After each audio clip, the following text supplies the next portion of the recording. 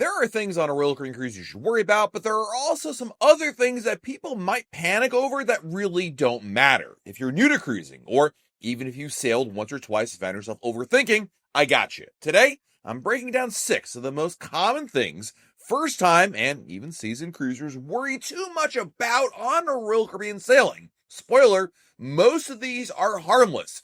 Grab your sunscreen, maybe a drink, and let's get into it. Number 1. But what about the scary reviews I read? Oftentimes, I'll hear from a reader or a YouTube watcher here says, Matt, I saw a bad review online. Maybe I should change my cruise plans altogether. The reality is reviews online are super personal. Oftentimes, people let one hiccup or subjective gripe color their entire experience. What they hated might be exactly what you love or simply don't care about. Cruising is not a one-size-fits-all vacation. Somebody could spend their entire trip holed up in their stateroom, ordering room service, while somebody else could be partying from dawn until way past last call. Totally different vibes, totally valid cruise. So yeah, don't let one angry keyboard warrior on the internet decide whether you book that cruise. Use reviews for fun or even ideas, but don't use them as life or death decisions on which ship you should sail on. The second fear are people that are worried about the dress codes on board. Usually something along the lines of like they're worried that they're totally going to look like a goof if they don't suit up for white night or formal dinner on board. Now here's the truth. On a Royal Caribbean sailing, theme nights and dress code suggestions are just that. Suggestions. Royal Caribbean rarely enforces a strict dress code in the main dining room. I've never seen a fashion police person shutting down dinner because some guy showed up in shorts and a t-shirt. I'm not saying I agree that Royal Caribbean shouldn't enforce dress codes, but for the time being, dress codes and theme nights are just ideas for how you can possibly dress. Certainly, I have seen plenty of people going to the main dining room with shorts, t-shirts, hats on, things like that, even cover-ups in some cases, and still being allowed to dine there. Right or wrong, it's just what they're doing, and I think Royal Caribbean looks at it as it's just easier, simpler, and less confrontational to have to tell people they're dressed inappropriately. If you're a new cruiser and you've got this concern, I'd say use the theme nights and dress codes as just ideas in the same way that there's afternoon trivia at 4 p.m. that you could attend or not at all. Don't place too much emphasis on what you wear in the evening being critiqued by the cruise line for approval. Overblown concern number 3 are online check-in times because people oftentimes are worried about that they might miss out on getting the earliest check-in time. I'll see something like, I didn't snag the earliest check-in time, I'm doomed.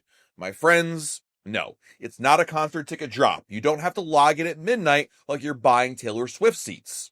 Royal Caribbean opens up online check-in for your cruise exactly 30 days before your cruise at midnight at the time of where your home port of your ship departs. Meaning, if your ship departs out of Port Canaveral, then it's going to be midnight Eastern time.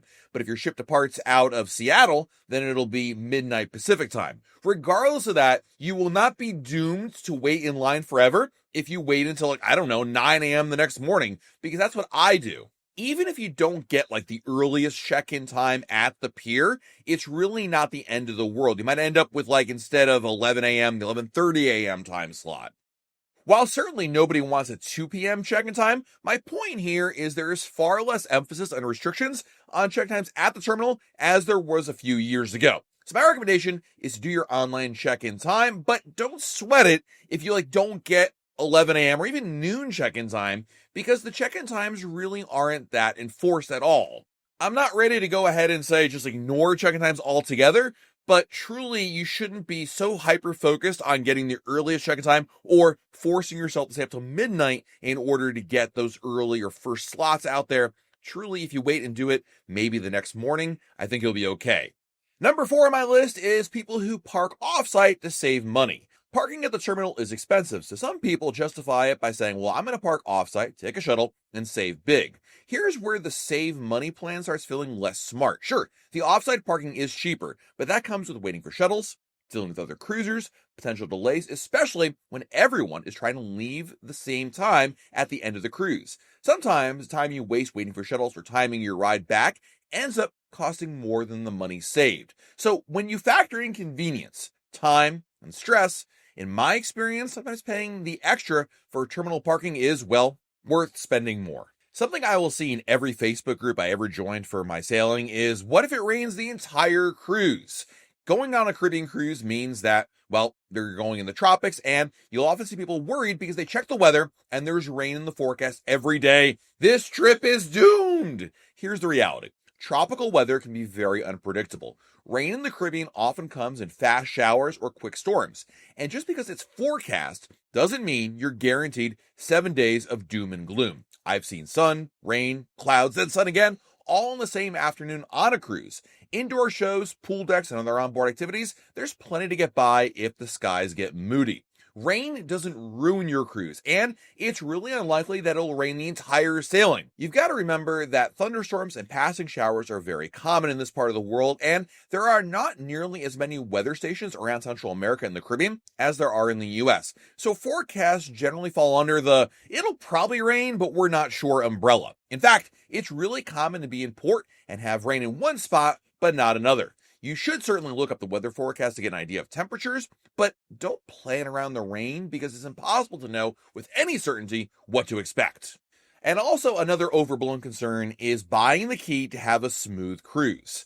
A lot of people often worry that they need to buy the key because if they don't buy it, they're going to get stuck in line forever or just simply have an unsmooth experience getting on board. Look, the key has some nice perks, but calling it essential is a stretch. Most of what people love about it, you can get with smart planning, early booking, and a little bit of hustle. The extreme line avoidance fans might appreciate the key, but for casual cruisers and first-timers, you're really not missing out. If you don't have the key, you can still get on the ship pretty darn early. What basically happens is people with the key get to board the ship right after suite guests do. But that's only when the ship hasn't begun embarkation. If you're showing up to the cruise terminal at like noon or later, I guarantee you there'll be no line because embarkation would have already begun sometime around 10:30, 10:45, 11 o'clock at the latest. So if you're buying the key and you're not showing up to the cruise terminal before the cruise terminal actually opens for boarding, it's a completely wasted perk. More importantly, you can have a great cruise without the key. I don't want to turn this video into a full review of the key. I'll have that coming up next. But